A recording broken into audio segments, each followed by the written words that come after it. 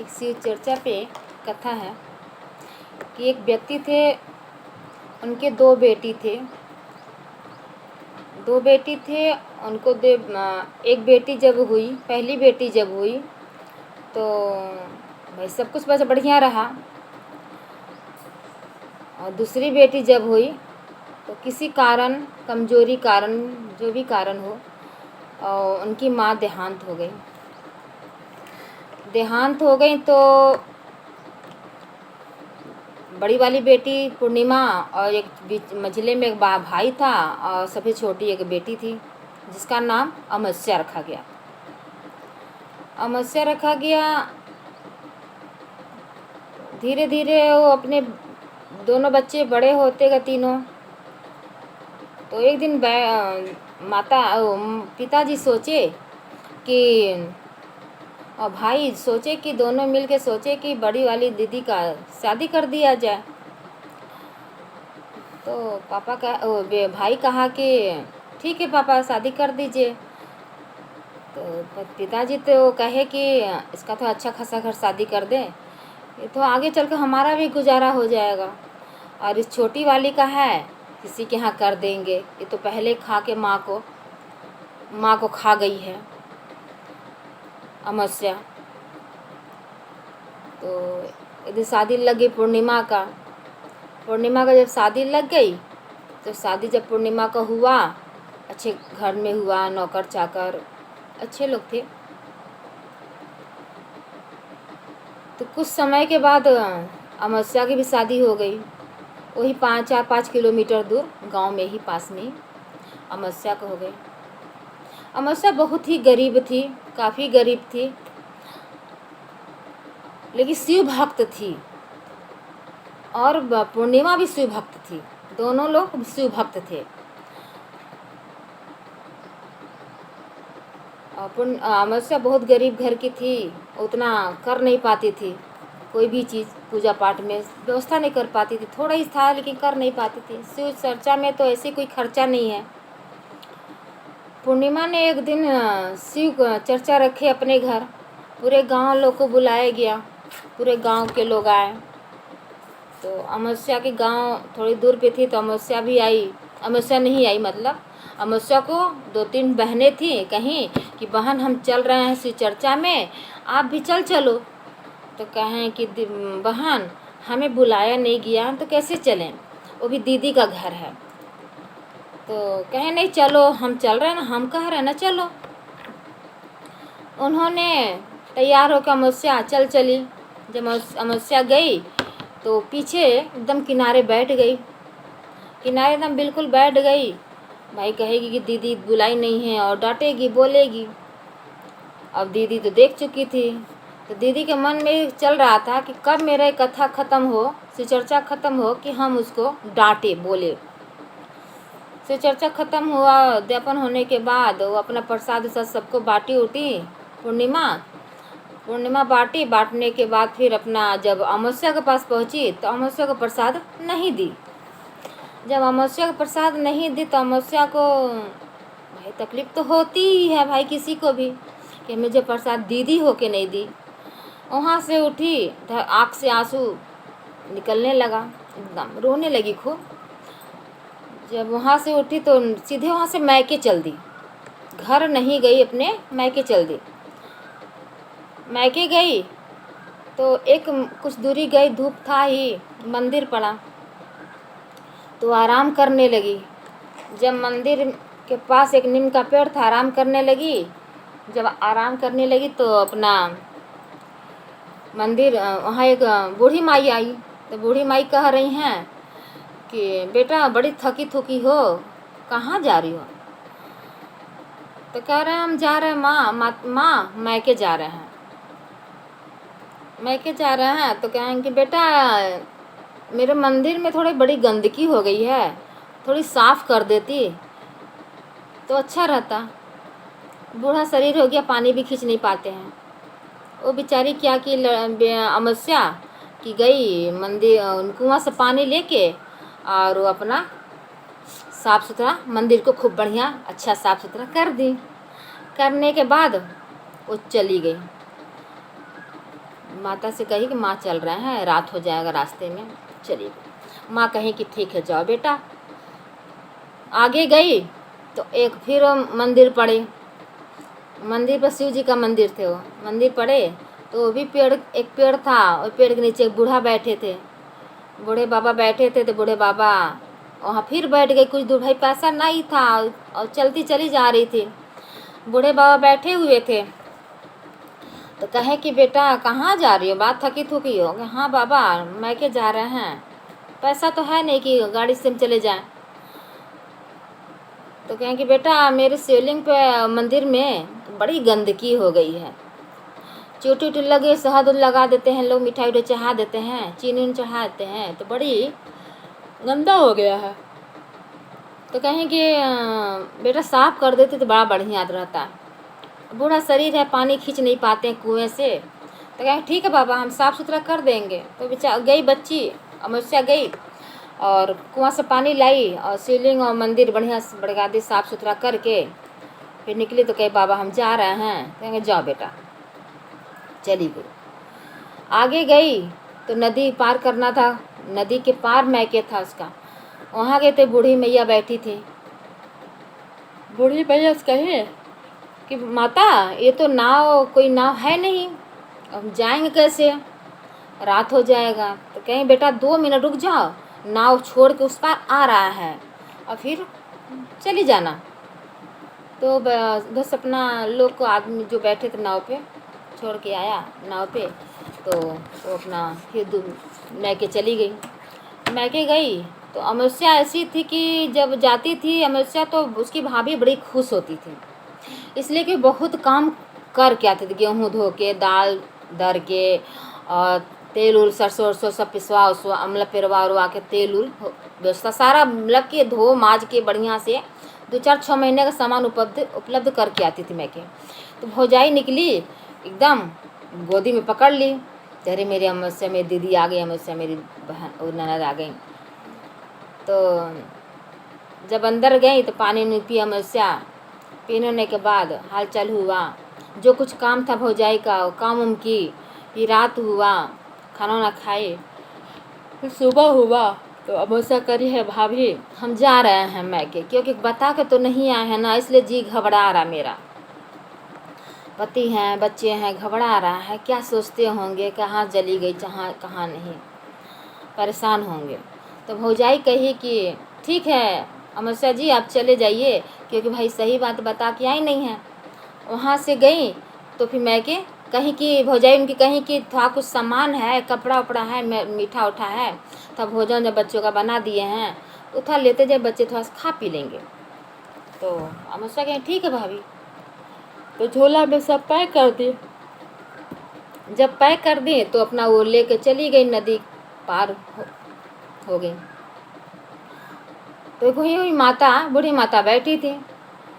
तो कहें माता आप यहीं बैठी हैं, आप गई नहीं घर पे? कहें कि कहाँ जाए, पैर में दम नहीं है, हाथ कमज़ोर है, पैर कमज़ोर, कहाँ जाएंगे, हम यहीं रहते ही हैं, मांग चुंग के आते हैं, खाना बनाते बगल में और रहते हैं। तो माता क्या कहीं कि कहीं हमारे बाल बड़ा खजुला रहा है, थोड़ा सा जुआ हुआ पड़ गया तो देख ताक लेते। तो कहें कि लाइए माता, तब तक जुआ हुआ देखी उखी, बाल उनका तो सीधा उधा की करने के बाद फिर कहीं कि लो बेटा एक झोला है, अभी झोला में इतना सामान मिल गया है कि हम इतना बनाएंगे खाएंगे ही नहीं, झोलवा थोड़ा सा लेती जाओ। तो कहें कि ठीक है माता, तो झोला दे दी और झोला लेके चली गई अमावस्या। फिर अमावस्या जब आगे गई तो बाबा बैठे थे शिव मंदिर के पास, फिर जो पेड़ था वहाँ से बाबा बैठे थे। जब बाबा बैठे थे तो वहाँ पे गई, जाने के बाद तो बाबा कहें कि बेटा बहुत जल्दी मैके चलिए। अमावस्या बोली कि हाँ बाबा आप यहीं बैठे हुए हैं? तो बाबा बोले कि हाँ बेटा हम यहीं बैठे हैं, कहाँ जाएंगे, घर द्वार है ये नहीं, हम यहीं रहते ही हैं। तो बाबा उठे, मंदिर में गए, तो वे एक झोला लेते आए। कहें बेटा इसमें थोड़ा सर श्रृंगार का सामान मंदिर में जो चढ़ता है, तो अब हमारे कोई पहनने वाला है नहीं, हमारा घर द्वार है ये नहीं लेके जाएंगे देंगे। तुम्हारे पहनने योग्य है, तुम इसको लेती जाओ। कि ठीक है बाबा, दे दीजिए, लेते जाएंगे। अब वो भी ले ली। फिर आगे गई, फिर वो बूढ़ी माँ नीम के पेड़ के पास बैठी हुई थी मंदिर पास। कि माता आप भी बैठी यहीं पे हैं, आप ही घर नहीं गई? तो कह रही है कि हाँ बेटा, बूढ़ा हो गया है, बहू बेटा अपने अपने दुनिया में हैं, और फिर हम कहाँ जाएं, उनके ऊपर एक बोझ बन जाते हैं। बूढ़ी माँ बोझ बन जाती है। बूढ़ी माँ कही कि बेटा, अंदर गई फिर मंदिर में, तो बूढ़ी माँ कही कि बेटा ये झोला है, ये लेती जाओ, थोड़ा सा चावल ओल है, कुछ कुछ इसमें सामान उमान है, लेती जाओ, घर पे बच्चे बच्चे खा लेंगे, ज़्यादा है। तो फिर वो झोला लेके चली गई। झोला लेके चली, घर गई तो भाई जान ही रहे हैं, एक दिन का छुट्टी माँ थी और बच्चे हंस के आए हुए, गले हुए लगे। तो गले लगने के बाद भाई अपना गले लगाई माँ, तो कही बेटा देखो मामी कुछ दी हैं, उसे खा लो। तो झोला जब गई, कहीं मम्मी खोलो, तो जब मम्मी खोली तो उस झोला में मीठा उठा था, खाना वाना था, बच्चे खाए। भाई बच्चे भूखे थे, और जानी रहे जब भूखे गरीबी इंसान को होती है तो कितनी तकलीफ़ होती है। तो अपना खाए पिए। जब दूसरा झोला खोलने गई तो जो बूढ़े बाबा दिए थे, तो उसमें ऐसी ऐसी साड़ियाँ थीं कि वो साड़ी और गहना कि जिससे लगता स्वर्ग से उतर के आया हुआ था सामान सब। तब फिर दूसरा झोला खोली तो चावल का, तो चावल थोड़ी था, एक कंटेनर था, चावल उस कंटेनर में डाल दी, और कंटेनर में चावल डालते ही कंटेनर गया भर। और ये भी सोची कि थोड़ी सी चावल डाले, आधे झोला चावल डाले हैं, और ये कंटेनर पूरा भर गया। फिर तीसरा झोला जब खोली तो उसमें पूरा सोने का सिक्का, चांदी का सिक्का, हीरे जवाहर सब उसी में झोले में था। फिर ये कही कि तो लगता है कि हमारी ये जो चावल दी हैं वो गंगा मैया थी, और जो बूढ़े बाबा बैठे थे हमारे महादेव शिव गुरु थे। हम पहचाने नहीं उनको, अच्छे से उनको प्रणाम नहीं किए।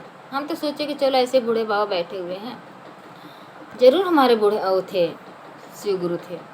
अरे हमारी इस माता थी कि जो कि हमको धन दौलत इतना देते। फिर धीरे धीरे अपना धन दौलत को थोड़ा सा जो सिक्का उक्का था ये सब था उसको बेच बाच के बढ़िया सुंदर घर बढ़िया बना लिए। तो भाई हुआ क्या, अब वो शिव चर्चा रख दी, अमावस्या। जब अमावस्या शिव चर्चा रखी तो सबको भाई न्योता दी कि हमारे यहाँ शिव चर्चा है। अपनी दीदी को, पूर्णिमा दीदी को भी दी। तो सभी लोग आए, भंडारा बन रहा है, शिव चर्चा के लिए पंडाल लग रहा है, सभी लोग सब तैयारी हो रही है। जब उनकी दीदी आई तो दीदी अचंबा हो गई, कह रही अरे ये कहाँ से क्या हो गया। अब तो किसी तरह शिव चर्चा तो बैठी, लेकिन अब मन में उथल पुथल हो रहा है कि शिव चर्चा ख़त्म हो रहा हो, और हम तुरंत इनसे पूछे कि तुम लाई कहाँ से हुआ।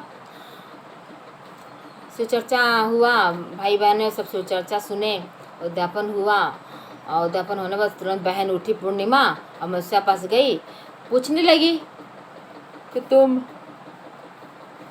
कहाँ से इतना पैसा पा गई एकाएक, घर बनवा ली, बढ़िया अच्छा खासा सब हो गया, और ये क्या बोलते हैं शिव चर्चा भी रख दी तुम। कहीं बहन ऐसी सी बात है, यहाँ से मैके आपके चर्चा से उठे, मैके गए, मैके के रास्ते में हमारी एक मंदिर पड़ा, वहाँ बूढ़ी माता मिली। फिर आगे गए बूढ़े बाबा मिले, फिर आगे गए तो फिर बूढ़ी माता मिली। फिर हम मैके गए, फिर मैके से जब वापस हुए तो फिर गंगा माई के बगल में जो नदी बह रहे थे, बगल में बूढ़ी माता बैठी थी, तो ये झोला दी। आगे जहाँ बाबा बैठे थे एक झोला दिए, तीसरे में जब बाबा बैठे थे वो भी माँ बैठी थी, वो भी एक झोला दी। और फिर वो झोला लेकर घर आया तो मेरा यही सब हुआ, निकला सामान। तो बहन जब सोची तो बहन अपना सोची कि हम भी भेष बदले उसी तरह। भाई नौकर चाकर वाले भाई थे वो सब पूर्णिमा के घर वाले, यहाँ से उठी गई, अपना फटा फुटा पहन के कपड़ा, फटा फुटा कपड़ा पहन के, और फिर वही निकली एक नौकर को लेके। जब आगे गई तो बूढ़ी माता बैठी थी, तो कह रही हैं कि बेटा कहाँ जा रही हो? तो कह रही है माँ मैके जा रहे हैं। पूर्णिमा बताई कि मैके जा रहे हैं। तो कहीं जब मैके जा रही हूँ बेटा तो मेरे मंदिर बड़ा गंदा है, तो साफ़ सुथरा कर देती तो ठीक था। तो पूर्णिमा कह रही है कि देखिए मेरे यहाँ सब नौकर चाकर करते हैं, हम कुछ नहीं करते हैं काम, हम ये सब काम करेंगे? कि ठीक है बेटा मत करो, कि भाई तुम्हारा हाथ कोमल कोमल है, नहीं कर पाओगी। ठीक है, वो चली गई। वहाँ से आगे गई तो बूढ़े बाबा बैठे थे। जब बूढ़े बाबा बैठे थे तो उन्होंने भी कहा कि बेटा कहाँ जा रही हो? तो कहेंगे मैके जा रहे हैं। पूर्णिमा बोली तो कि मेरा था मंदिर गंदा हो गया है, तो चीटी उटी लगे, शहद उद लग गया है, तो साफ कर देती तो ठीक था, बूढ़ा शरीर हो गया। कहें बूढ़े बाबा ये सब हम नहीं करते, हमारे नौकर चाकर करते हैं, और ये सब हम काम नहीं करते। कहेंगे ठीक सही बात करी बेटा, इतनी सुंदर हाथ है, हाथ पैर सब बढ़िया है, तुम कैसे करोगी? आगे गई तो गंगा मैया मिली, वही बूढ़ी माता मिली। तो कह रही हैं कि बेटा, उनसे पूछी तो कह रही हैं कि नाव नहीं आया अभी?